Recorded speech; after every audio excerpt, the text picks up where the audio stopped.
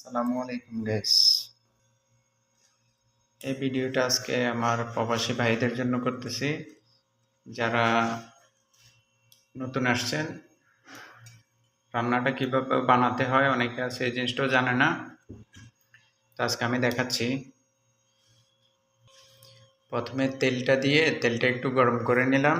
এরপরে আমাকে দিতে হবে পেঁয়াজ, এরপরে দিলাম কাঁচামরিচ, তারপরে দিলাম আদা রসুন বাটা, তারপরে দিলাম চা চামচ তো নেই, এ চামচে করে পরিমাণ মতো লবণ,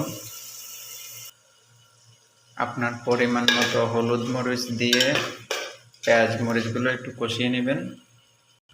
আর পুরো ভিডিওটা দেখার জন্য আমার চ্যানেলে গিয়ে নেক্সট ভিডিওটা দেখে নেবেন।